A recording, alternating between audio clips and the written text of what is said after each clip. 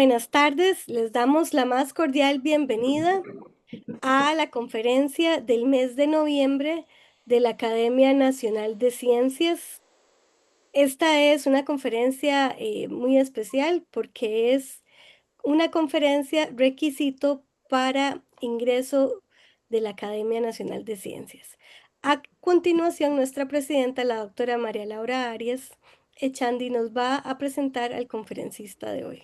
Muchas gracias. Muy buenas tardes a todos y todas. Bienvenidos a esta conferencia tan importante, no solo porque tenemos un nuevo miembro de número, sino también por el tema que va a tocar, que es un tema realmente apasionante, difícil para los que no nos movemos en el mundo de las matemáticas, pero esa invitación a tener cada día más conocimiento. Realmente es un honor presentar a Jason Bindas. Él es un matemático puro. Después de completar 2 maestrías, obtuvo su doctorado en Louisiana State University bajo la supervisión del profesor Ricardo Estrada, con una serie de trabajos en el campo de las funciones generalizadas y sus aplicaciones.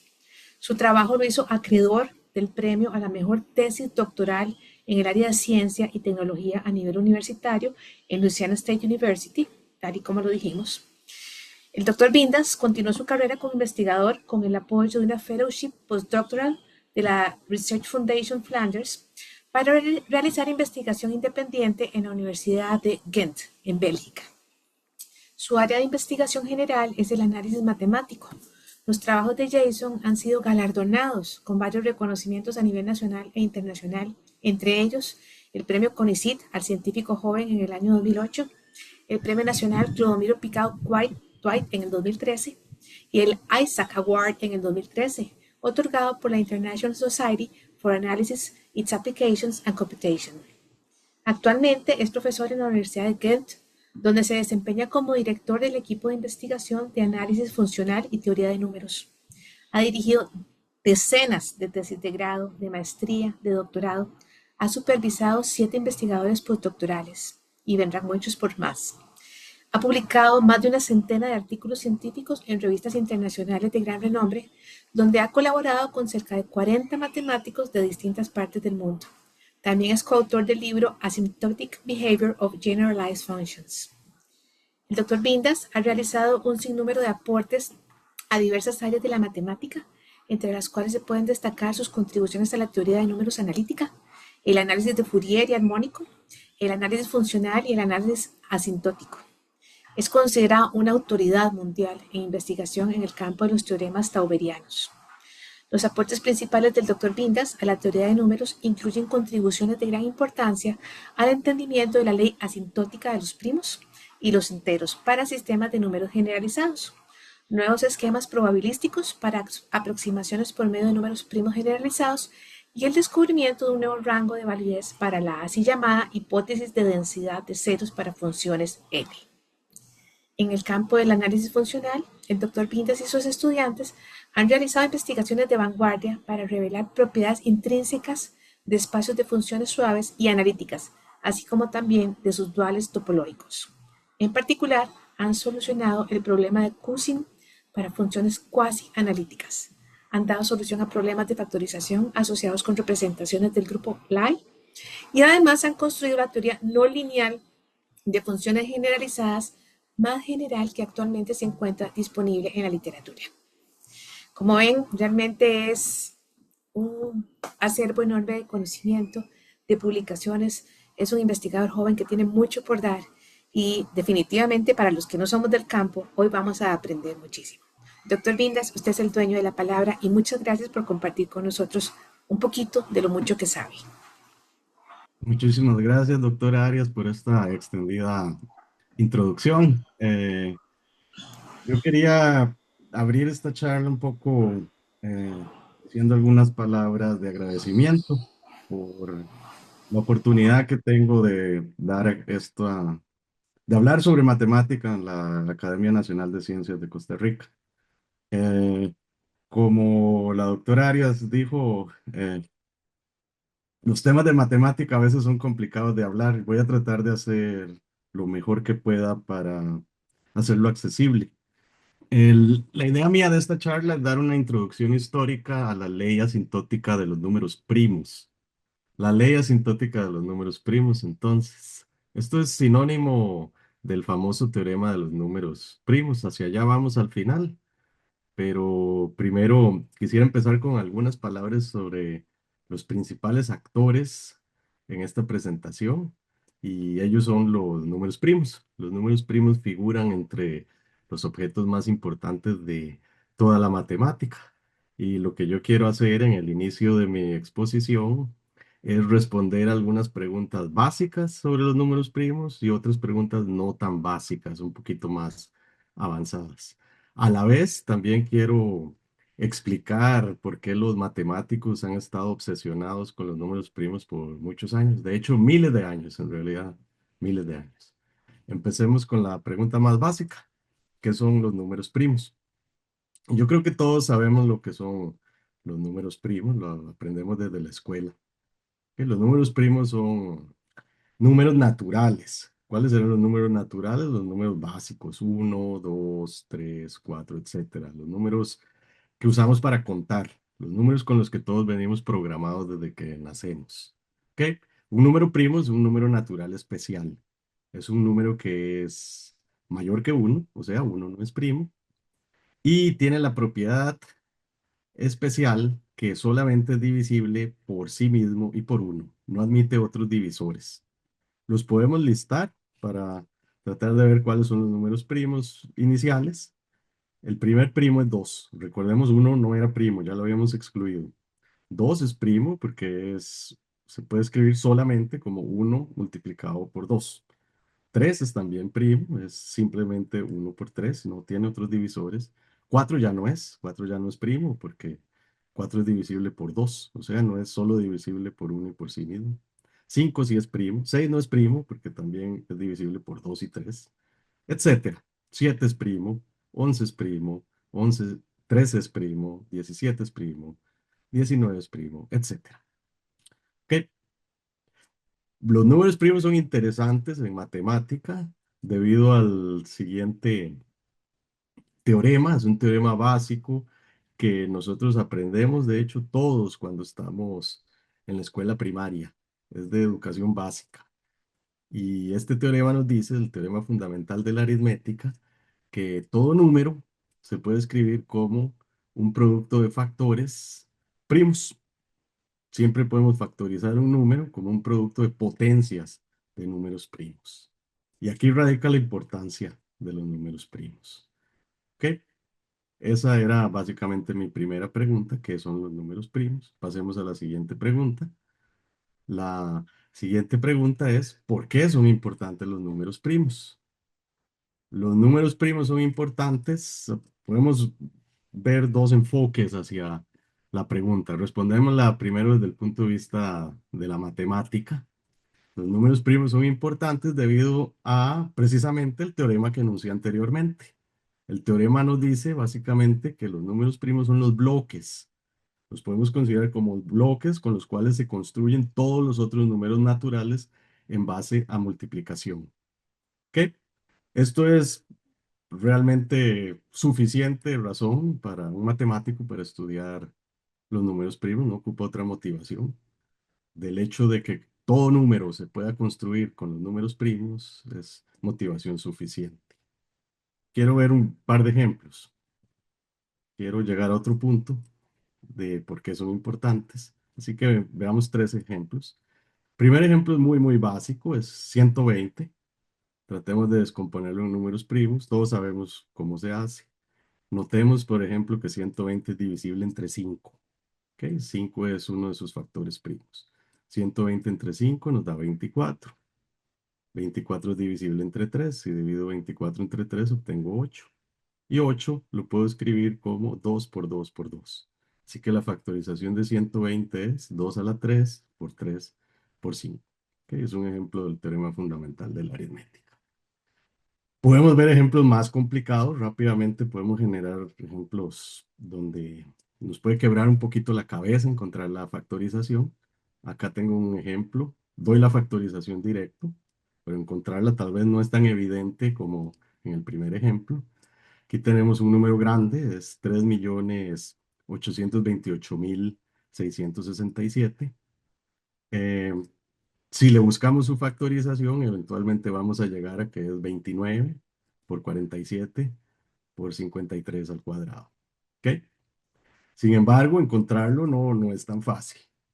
Si buscamos números más grandes, cada vez que el número sea grande, va a ser más difícil encontrar su factorización en números primos. Y esto va a ser una regla general.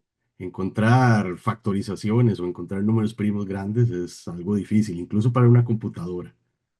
Y no solo para nosotros, no solo a nosotros nos quiebra la cabeza, a la computadora también le puede quebrar la cabeza. Veamos, otro ejemplo, ya aquí se pone más difícil, de hecho, es un número más pequeño, 7919. Encontremos la factorización, bueno, habría que tratar. Si empezamos a tratar, vamos a ver que no vamos a encontrar mucho porque resulta que este número es primo y no es tan fácil verlo a simple vista.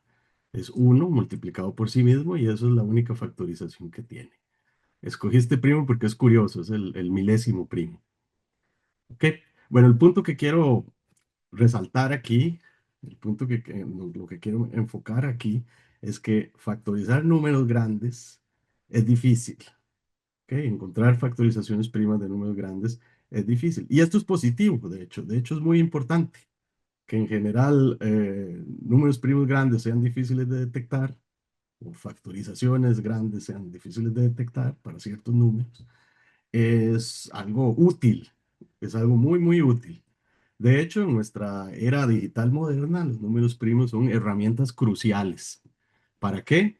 Para codificar información. Los números primos se utilizan actualmente para codificar información de una manera segura. ¿Ok? Por ejemplo, la próxima vez que hagan una transacción de banco, deberían agradecerle a los números primos, porque en la mayoría de los casos los números primos son los que están detrás, dándole seguridad a su transacción, que nadie los estafe. ¿Ok? Esa fue mi segunda pregunta. Voy a hacer una tercera pregunta. ¿Cuántos números primos hay? La respuesta es conocida desde hace muchísimo, más de 2000 años, 300 antes de Cristo. Euclides demostró que el conjunto de números primos es infinito. ¿Ok? Yo aprendí cuando era estudiante que, bueno, mis profesores me decían que si uno da una charla de matemática, toda charla de matemática tiene que tener una demostración. Así que escogí este teorema para demostrarlo. Si ustedes estudian matemática pura, esto es una de las primeras demostraciones, uy, perdón, que van a ver. Así que quiero argumentar por qué el conjunto de números pues, primos es infinito. Voy a ir rápido. Esto es un ejemplo de una demostración por reducción al absurdo. ¿Ok? Es una de las primeras técnicas también que uno aprende cuando es estudiante de matemática. La idea es asumir que lo que queremos demostrar, lo que queremos ver que es verdad, es falso. ¿Ok? Y producir un absurdo. Si producimos un absurdo, lo que pensábamos que era falso tiene que ser verdadero. ¿Ok? ¿Cuál es el absurdo acá? ¿Cuál es la suposición falsa? Asumamos que solo hay una cantidad finita de números primos. Por ejemplo, P1, que es el 2, el primer primo, el segundo primo, que es 3, el tercer primo, que es 5, etcétera. Asumamos que hay solo n primos, un número finito de primos. Ok. El truco para demostrar que esto no puede ser, eso es lo que quiero ver, es generar un número interesante. Este número interesante que voy a generar va a ser más grande que todos mis primos y por lo tanto tiene que ser compuesto, no puede ser primo. Ok, ¿cómo lo voy a hacer? Voy a tomar el producto de todos los primos, estoy asumiendo que solo hay un número finito de ellos, y le agrego uno. Ok, este número que acabo de producir no puede ser primo porque es más grande que todos los primos que puse en mi lista. Sin embargo, este número no es divisible por ninguno de los primos. ¿Por qué? Porque si fuese divisible, en su descripción tengo otro número que también es divisible por los primos, por todos estos primos, y es el producto de ellos. Así que si resto n, si n fuese divisible por un primo, digamos pj, y resto el producto de estos primos, lo que me queda tiene que ser divisible por pj. pero lo que me queda es uno, y uno no puede ser divisible por un primo. Ok, esto produce una contradicción. Como ven en rojo tengo n no es divisible por ningún primo, pero por otro lado n es más grande que todos los primos, así que es compuesto y tiene que ser divisible por un primo. Las dos cosas están en contradicción y demuestra que mi supuesto es un absurdo. Es una demostración básica, como dije, más de 2000 años, eh, con más de 2000 años de antigüedad. Ok, movámonos. Esta es mi tercera pregunta y ahora viene mi pregunta número 4, que es más complicada. ¿Cómo se comportan los números primos? Ok, esto es mucho, mucho más complicado de contestar y es de hecho el tema de mi presentación, el tema de mi charla de hoy. A primera vista, los números primos son difíciles de encasillar en un cierto comportamiento y de hecho tienen un comportamiento que podríamos llamar incluso caótico. ¿Ok? Es muy difícil de predecir cuando un número es primo. Ahí encuentran la tabla, la diapositiva encuentran la tabla de todos los números del 1 al 100. Los números marcados en azul son los números primos. Y como pueden ver, no hay ningún patrón claro en el comportamiento de estos números primos. No hay un patrón claro de cómo podemos predecir que un número sea primo. ¿Ok? Bueno, hay cosas claras. Por ejemplo, si un número es par, excepto 2, no es primo. Así que podemos borrar todas las columnas con números pares y en las que restan se encontrarán los primos. Sin embargo, dentro de los impares, excepto en la columna del 5, no es tan fácil ver que un número sea primo. ¿Ok? Y tampoco podemos reconocer un patrón claro.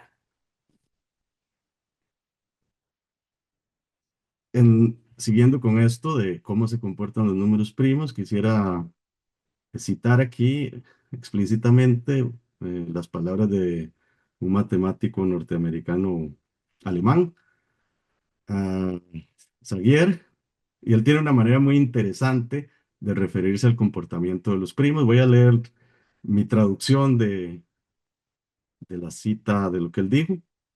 Los números primos crecen como la mala hierba dentro de los números naturales, aparentemente sin obedecer ninguna ley más que el azar, y nadie puede predecir dónde el siguiente número primo crecerá. ¿Ok?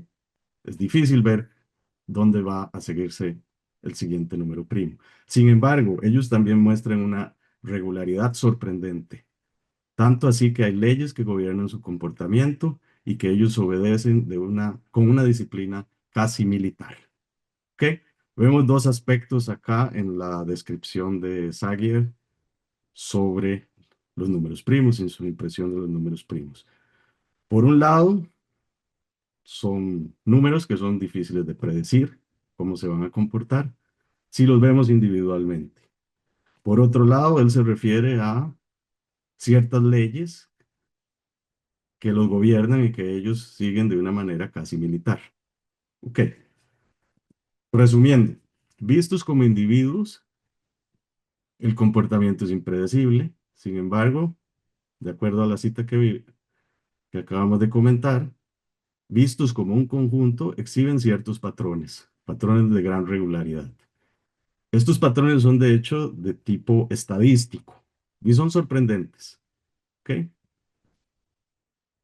Mi objetivo de hecho es explicar este patrón en lo que hoy llamamos el teorema de los números primos. ¿Ok? Tenemos que tratar de entender cómo los vamos a ver de una forma que el comportamiento caótico eh, desaparezca.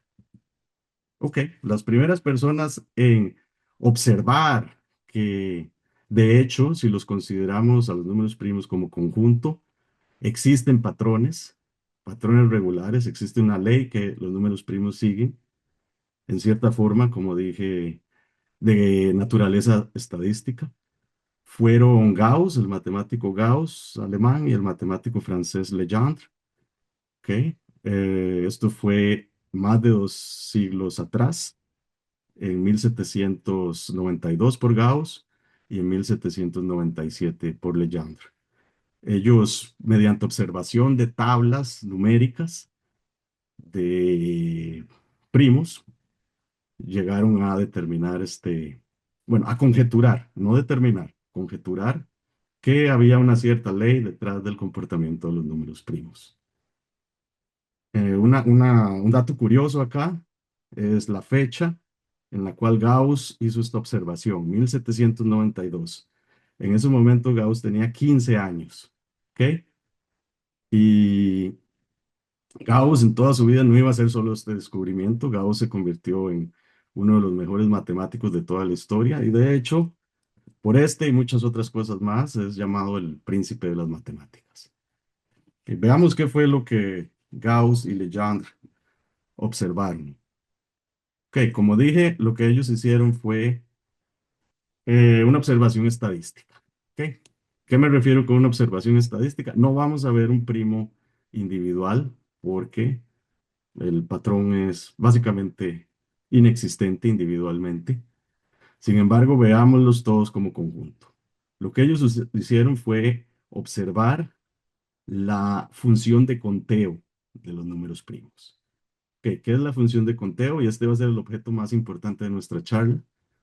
Es la función que cuenta cuántos números primos hay menores que un número dado X. ¿Ok?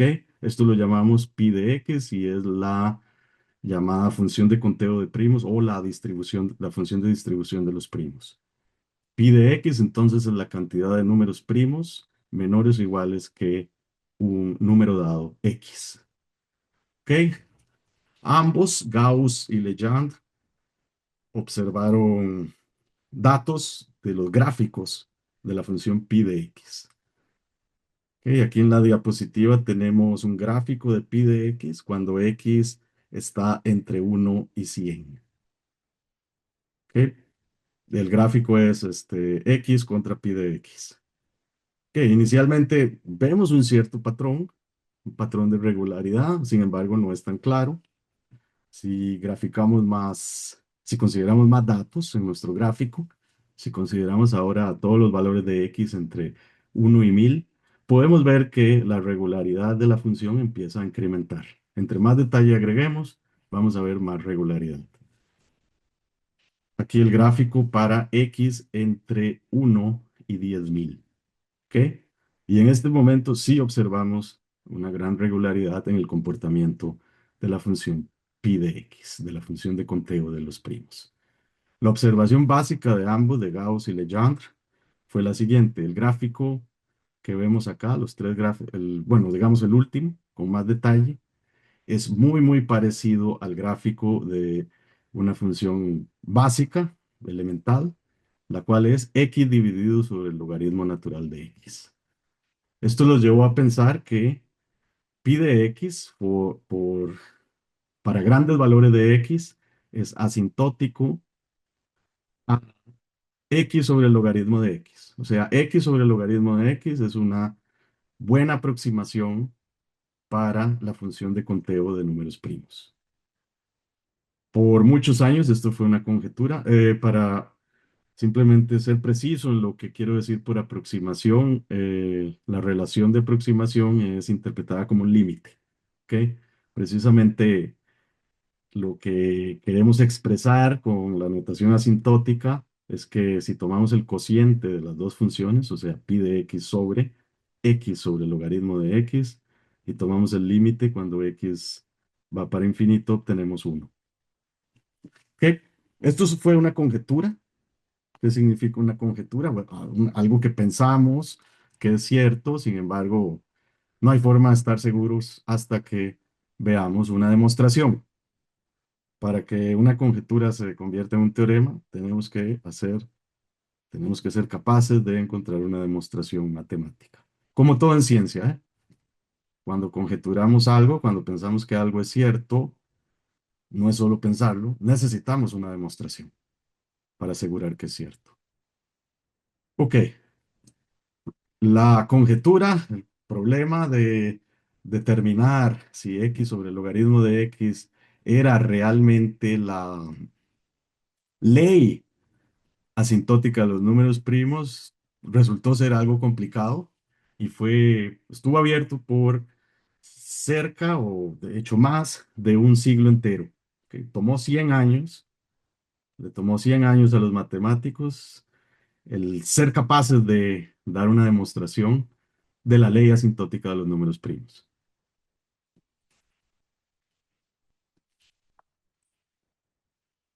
Ok, el primer progreso vino, veamos, la conjetura fue dada entonces en la década de los 1790 y se tardó más o menos 60 años un, para obtener cierto progreso en el problema.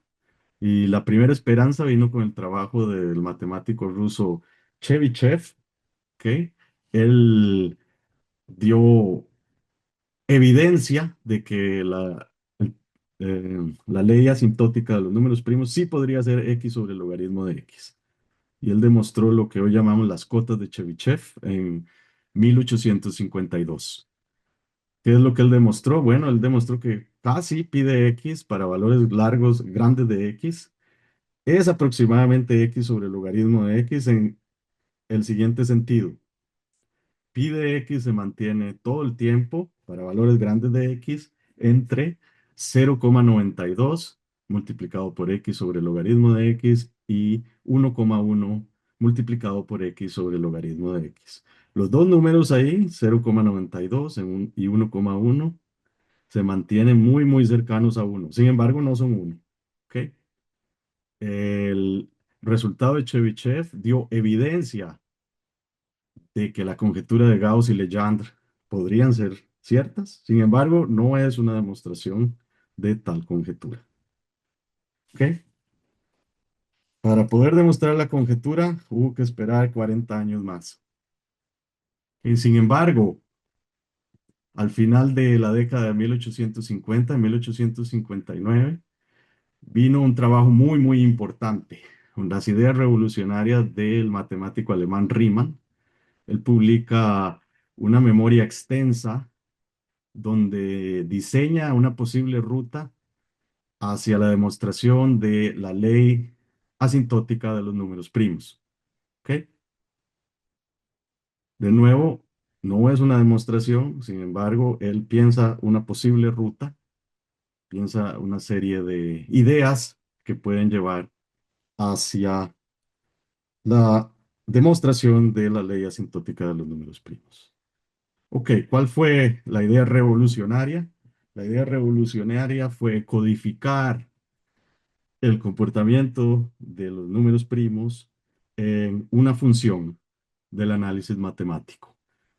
Riemann conecta información sobre los números primos y propiedades de lo que hoy llamamos la función z de Riemann, que la función z de Riemann es definida como una serie, una suma infinita.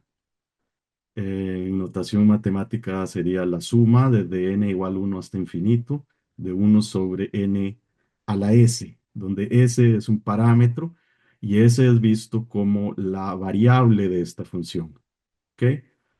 Riemann considera esta función como una función de variable compleja para parte real de s mayor que 1 inicialmente y es capaz de demostrar que esta función tiene una extensión natural, en cierta forma, al plano complejo.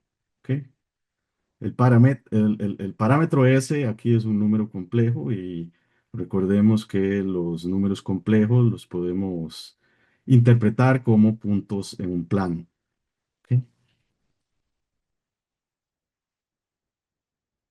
De hecho, la función z de Riemann que vemos acá no fue introducida por Riemann inicialmente, fue introducida casi un siglo más que un siglo antes, por otro matemático, el matemático suizo Euler. En 1737, Euler de hecho considera la misma función que Riemann, sin embargo, hay un par de diferencias en el enfoque de ambos. La fórmula es la misma que ustedes ven ahí, es la suma de 1 sobre n a la s para n variando desde 1 hasta infinito. Sin embargo, Euler solo considera valores del parámetro S mayores que uno y números reales. No era una función de números complejos, pero era una función de números reales para eh, Euler. ¿Ok? Sin embargo, lo que es bastante importante de mencionar acá es una factorización que Euler encuentra para la función z de Riemann y es el llamado producto de Euler para la función z de Riemann. ¿Ok? Él encuentra la expresión producto de sobre primos, para todo P primo, producto de los factores uno sobre uno menos uno sobre P a la S. Ok, Euler de hecho da la primera aplicación a la teoría de números de la función z de Riemann y es el teorema de Euler y de esta forma demuestra que la igualdad, la descomposición de la función z de Riemann como un producto, el producto de Euler, codifica en cierta forma la estructura multiplicativa de los números naturales basado en descomposición en factores primos. ¿Ok? Y de hecho, Euler demuestra, da una versión cuantitativa del teorema de Euclides que discutimos al inicio. El teorema de Euclides era que hay una infinidad de números primos. Euler demuestra que si uno suma todos los recíprocos de los números primos, obtiene infinito. ¿Ok? Esto da mejor información que el teorema de Euclides. Si hubiesen solo un número finito de primos, esta suma sería finita. Pero como es infinita, hay un número infinito de primos. De vuelta a Riemann. ¿Ok? La idea revolucionaria de Riemann fue ver la función z como una función de variable compleja. Esto fue su idea. Y la herramienta principal que Riemann propone para estudiar la distribución, la ley asintótica de los números primos, es una conexión entre esta ley y los ceros, los puntos donde la función z de Riemann se convierte en cero, de una manera revolucionaria. ¿Ok? Y esto lo llevó a formular la hipótesis de Riemann, uno de los problemas más famosos de toda la matemática actualmente. Lleva, bueno, no 2 siglos, pero ya casi vamos para 2 siglos de que nadie ha podido solucionar este problema, la hipótesis de Riemann, la cual voy a explicar en detalle, de hecho, durante esta charla. Ok, para tratar de entender lo que lleva a Riemann a formular esta hipótesis, esta conjetura, hay dos ingredientes. El primer ingrediente ya lo vimos y es la descomposición de la función z de Riemann como un producto, el producto de Euler. Lo siguiente es la ecuación funcional descubierta por Riemann. Riemann descubre que hay cierta simetría en la función z de Riemann y la simetría es dada por esta ecuación funcional. Ok, básicamente los, son bastantes términos. Los términos no son tan importantes como estos dos acá. Esta es la función z de Riemann en S, varios términos, y luego la función z de Riemann en uno menos S. Ok. Lo que podemos leer ahí es que para obtener el valor de S tengo que irme a uno menos S. Y esa transformación es simétrica con respecto a un medio. De nuevo, esto es una función de variable compleja, así que es vista en el plano complejo. Que la función z de Riemann entonces es simétrica en cierta forma, en el sentido de esta ecuación funcional con respecto a un medio. Ok. Si quisiéramos ver los ceros de esta función, vamos a anotar lo siguiente. Ahora sí veamos los factores que ocurren en la ecuación. Vemos que tenemos un seno aquí, seno de pi s sobre 2. Los ceros de seno son bien conocidos. ¿Ok? De hecho, los ceros de esta expresión son los números pares. ¿Ok? Enteros pares. Si pongo s igual a un entero par, obtengo cero. Seno en un múltiplo de pi. Eso es cero siempre. ¿Ok? Eso lleva a lo siguiente, por ejemplo, si veo que pasa en menos 2, obtengo un cero. Si veo que pasa en menos 4, obtengo un cero. etcétera. Menos 6, menos 8. Ahí hay ceros. Si me muevo a otros pares, para este lado, hay un proceso de cancelación con el resto de términos. No voy a entrar en detalles, pero esos ceros no existen, se cancelan. Los únicos ceros que puedo ver del seno están aquí, en menos 2, menos 4, menos 6. Que lo siguiente, el producto de Euler me dice que no tengo ceros después de 1. ¿Por qué? Porque en esta región, cuando la parte real del número complejo es mayor que 1, mi función z se descompone como un producto y cada uno de los factores nunca es cero. Así que z no tiene ceros acá. Usando la simetría de la ecuación funcional que me da una transición entre S y S-1, puedo ver que tampoco hay otros ceros aquí. A la izquierda de S igual a 0 en esta parte. La única posibilidad para tener ceros es lo que se llama la banda crítica y es la banda vertical entre la recta del eje imaginario y la recta de números complejos con parte real igual a 1. Así que todos los ceros de la función z de Riemann están aquí o en esta banda. Con argumentos adicionales, Riemann llega a la siguiente conjetura, explotando la simetría de la función z de Riemann, la hipótesis de Riemann. Todos los ceros no triviales, estos son los ceros triviales, menos 2, menos 4, menos 6, los que vienen del seno. Los demás son los no triviales. Todos los ceros no triviales de la función z de Riemann se encuentran sobre la recta, la línea de números complejos con parte real igual a un medio. ¿Ok? Esto es una conjetura, es una hipótesis. No se sabe hasta el momento si es cierto. Esto pasó en 1858. Nadie sabe si es cierto y los matemáticos han trabajado intensivamente, muchos, para tratar de demostrar que esto es cierto, pero hasta el momento no se ha podido hacer. Bien. Eh, un comentario interesante es el siguiente. Comentario interesante. Riemann aquí asegura que los ceros se encuentran sobre esta línea. Una pregunta interesante es, pero ¿existen de hecho esos ceros? ¿Hay ceros sobre esta línea? La respuesta es sí. El matemático inglés Hardy demuestra en 1914 que la función z de Riemann tiene un número infinito de ceros sobre la recta crítica y eso es la recta parte real de S igual a un medio. Aquí vemos un gráfico de la función z de Riemann en la recta crítica.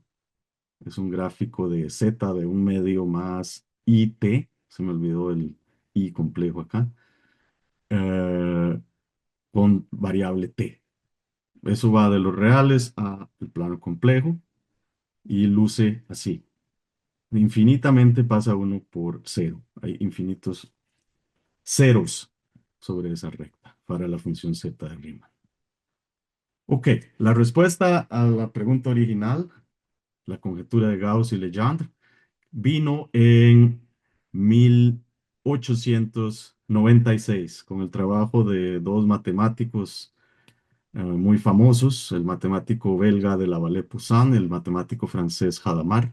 Ellos fueron capaces de demostrar lo que Gauss y Legendre no pudieron, y es que, de hecho, los números primos se comportan asintóticamente como x dividido sobre el logaritmo de x. Bien. Ahora, la ley asintótica de los primos la podemos llamar un teorema. Hay una demostración y la demostración fue encontrada por de la Vallée-Poussin y Hadamard cerca de 130 años atrás. Ok. Bueno, ¿qué es lo que nos dice el teorema de los números primos? Que puedo aproximar pi de x como x sobre el logaritmo de x. Ok. No nos dice que el error en esta aproximación es pequeño, pero nos dice que el error relativo en la aproximación es pequeño. ¿Qué quiere decir eso? Si veo el valor de pi de x en un cierto x y lo comparo con x sobre el logaritmo de x, puede ser que eso sea un poquito grande.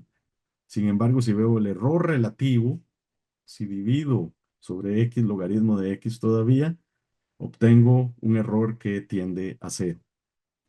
Aquí hay una pequeña tabla de algunos valores numéricos. Por ejemplo, si vemos 100, x igual a 100, pi de x va a ser 25, puede ser calculado.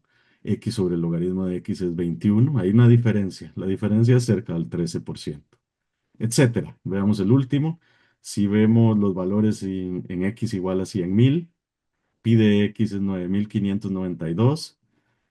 La otra es 8.685 y el error es cerca del 9%. ¿Ok? Va decreciendo. Para valores grandes el error se va a convertir en un número muy pequeño y va a tender a cero.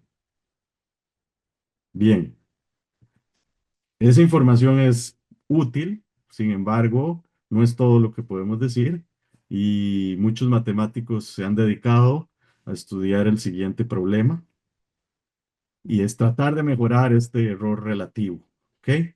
Desde entonces, desde por más de 130 años, muchos matemáticos han tratado de mejorar el error en la aproximación de la función de conteo de los primos. ¿Ok? Y lo que quiero hacer es un resumen de lo que es conocido sobre este error, este término de error. Que lo primero es que para aproximar pi de x, inicialmente lo hicimos con x sobre el logaritmo de x.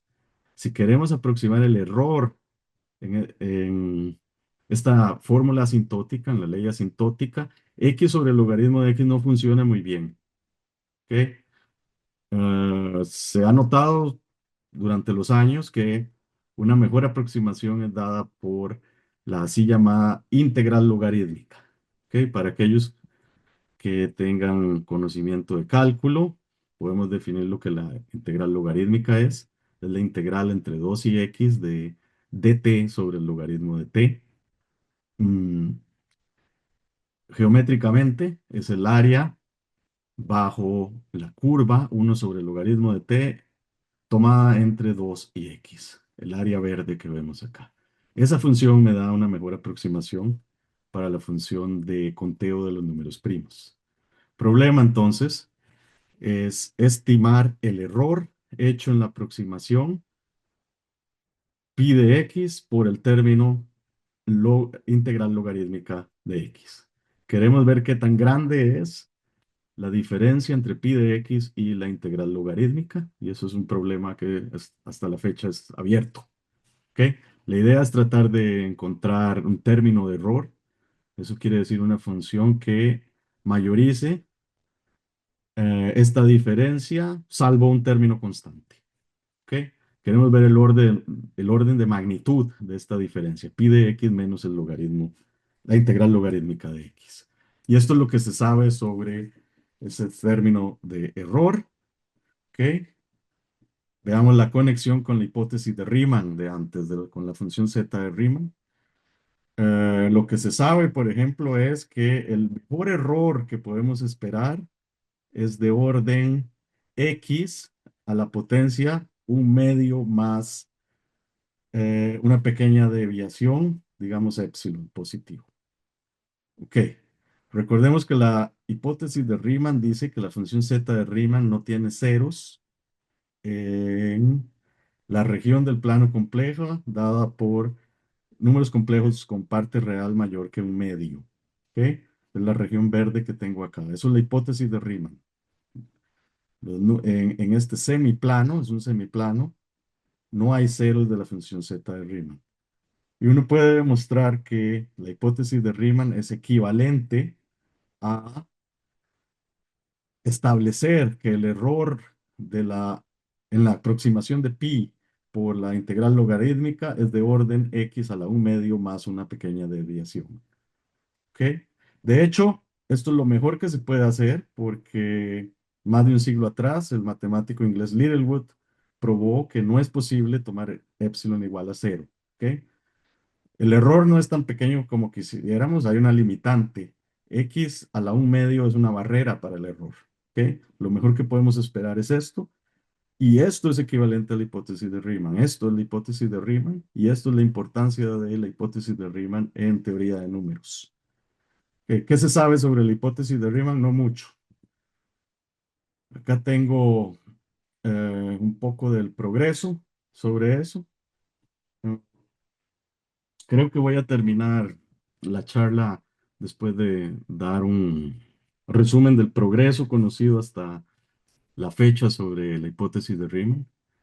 Ok, el primer punto es, ¿qué nos dice el teorema de los números primos en la forma que enuncié anteriormente sobre los ceros de la función z de Riemann? El teorema de la Vallée-Poisson y Hadamard nos dice lo siguiente. Básicamente era esto. Pi de x menos la integral logarítmica tiene un error de aproximación, que es una función, la cual al dividirla por x sobre el logaritmo de x tiende a cero en infinito. Eso es el teorema de los números primos que enuncié anteriormente, es equivalente. En el lado de la función z de Riemann, básicamente este teorema nos dice que la función z de Riemann no tiene ceros en el semiplano descrito por parte real de S mayor que 1. Este semiplano derecho. ¿Ok? La hipótesis de Riemann dice que la región verde llega hasta un medio. Sin embargo, el teorema de los números primos, en la forma enunciada por Hadamard y de la Vallée-Poisson, nos dice nada más que la función z de Riemann no tiene ceros cuando llegamos hasta 1. ¿Ok? Hasta este semiplano. En sus conocidos 130 años, y este es el progreso, un resumen. Los récords para los términos de error en el teorema de los números primos, TND, teorema de números primos. ¿Ok? De nuevo, la idea es tratar de encontrar el orden de magnitud del error en el teorema de los números primos, denotémoslo como E de X. Y el progreso que tenemos, lo mejor que se ha podido hacer es lo siguiente. Un año después de la demostración por él mismo y Hadamard, de la Vallée-Poisson pudo demostrar que el error es de orden x exponencial de menos una constante logaritmo a la 1 medio. ¿Ok? Recordemos que el error conjetural es x a la 1 medio más epsilon. Esto es mucho más grande. ¿Ok? Bien lejano a la hipótesis de Riemann, el error conjetural. Littlewood, cerca de 25 años después, hace una pequeña mejora y demuestra que el término logaritmo de x a la 1 medio, raíz cuadrada del logaritmo de x, se puede reemplazar por algo que tiende a infinito más rápido, y es logaritmo de x multiplicado por logaritmo de x a la 1 medio, todavía raíz cuadrada. El término de Littlewood es mejor. Como pueden ver, esto tiene un menos acá dentro del exponencial, así que este error tiende más rápido a cero en infinito que el error de la Vallée-Poisson. Y último tenemos el error de Vinogradov-Borovov, y esto es lo mejor que sabemos hasta el momento. El error de aproximación en el teorema de los números primos es de orden x exponencial de menos cierta constante. No es importante lo que la constante es, lo importante son estas funciones. Logaritmo de x a la 3 sobre 5 y una pequeña corrección. La El progreso que se ha hecho entonces en 50 años fue ir de la potencia en medio a la potencia 3 sobre 5. ¿Ok? Parece no tanto si uno no trabaja en el área, pero fue bastante. Después del resultado de Vinogradov y Korbov en 1958, no tenemos más progreso. Y quiero explicarles qué significa esto para la función z de Riemann. ¿Ok? Esto es enunciado en términos de errores en el teorema de los números primos, pero cada error en el teorema de los números primos es equivalente a una región libre de ceros para la función z de Riemann. En los tres teoremas anteriores se pueden también eh, enunciar en términos de la función z de Riemann como sigue. Lo que buscamos siempre es una región verde donde la función z de Riemann no tenga ceros. ¿Ok? En los tres teoremas anteriores, el teorema de la Vallée-Poisson, el teorema de um, Littlewood y el teorema de Korbov-Vinogradov, la región está muy, muy lejana a la región conjetural de la hipótesis de Riemann. Para la hipótesis de Riemann, la zona verde es hasta un medio. En los teoremas de ellos es una zona de este tipo, donde la curva que tienen aquí en la frontera de esa región aproxima la recta parte real de S igual a 1. ¿Ok? Muy, muy lejano a lo que se espera, lejano a la hipótesis de Riemann. Básicamente las regiones lucen eh, de esta forma, de la Vallée-Poisson, la región luce, Z no es cero. Si escribimos la variable compleja S como sigma más I veces T, la región no es cero en la función Z de Riemann no es cero en la región dada por sigma, parte real, mayor que esta curva. Esta curva es la que ven acá, modelada con una constante sobre logaritmo de t, básicamente. El mejoramiento de Littlewood nos da 1 menos una constante logaritmo de t sobre logaritmo de t, básicamente. Y la región de Vinogradov-Korobov es 1 menos una constante sobre logaritmo de t a la 2 tercios, logaritmo de t a la 1 tercio. ¿Ok? De nuevo, muy, muy lejano a la real, bueno, no, la realidad, a lo que esperamos, que es la hipótesis de Riemann. No es realidad, no sabemos si es cierto o no. Y termino la charla. Creo que ya he hablado por bastante tiempo, así que no voy a tocar eh, avances relacionados con mi investigación. Voy a terminar acá. Tal vez es un buen momento para concluir, así que esta es mi última diapositiva. La hipótesis de Riemann, entonces, se mantiene como un gran enigma sin resolver dentro de las matemáticas.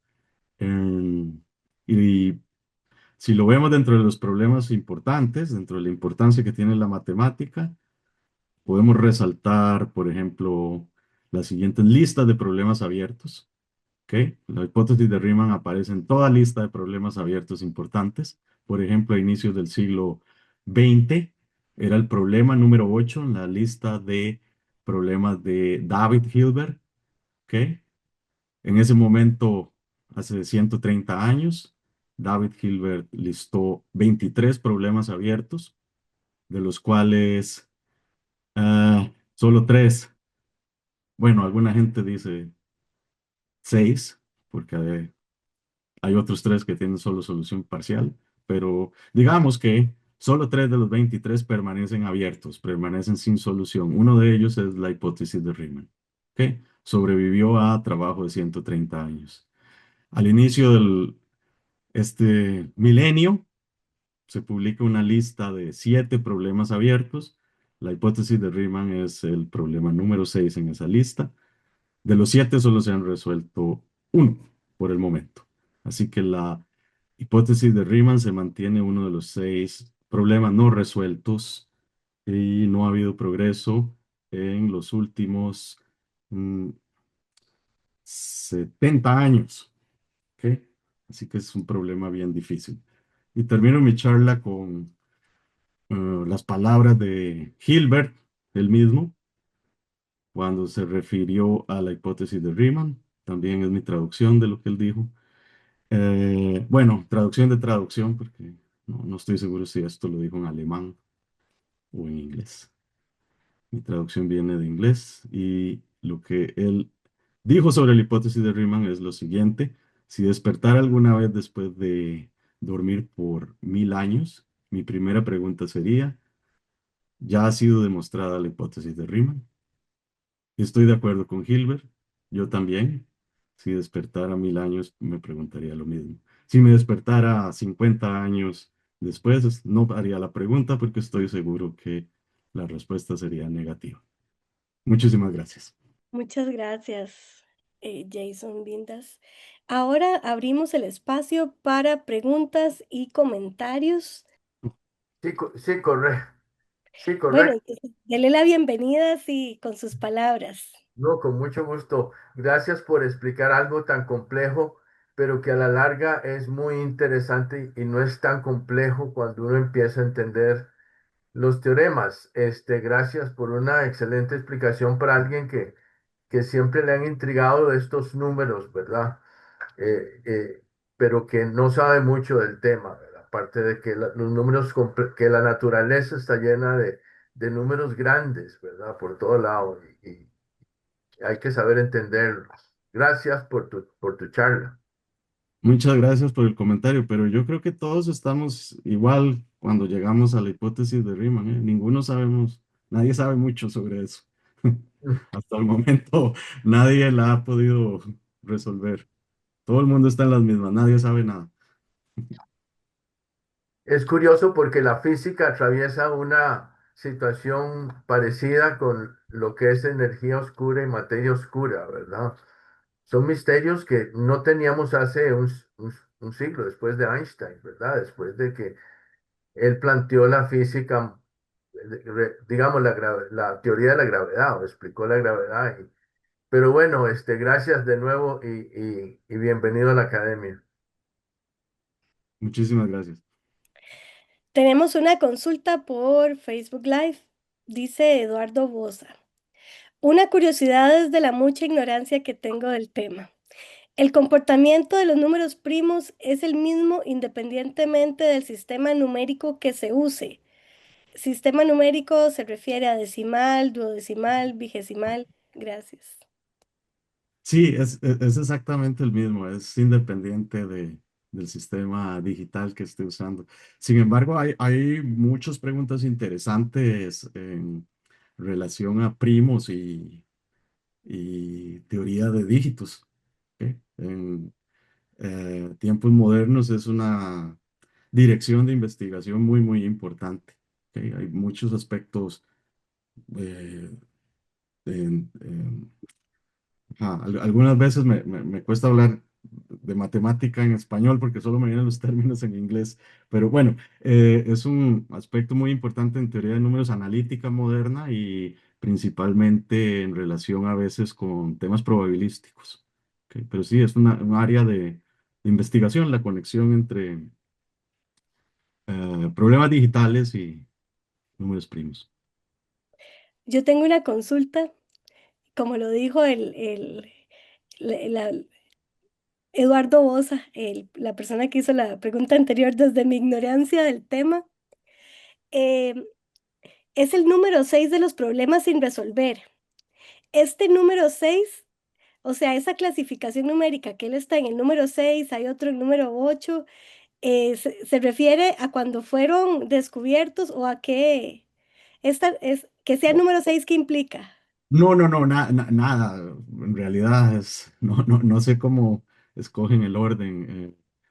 Por ejemplo, veamos la primera clasificación aquí en la diapositiva. Hace 130 años estaba en la lista número 8 y fue tres de los sobrevivientes a no resolverse.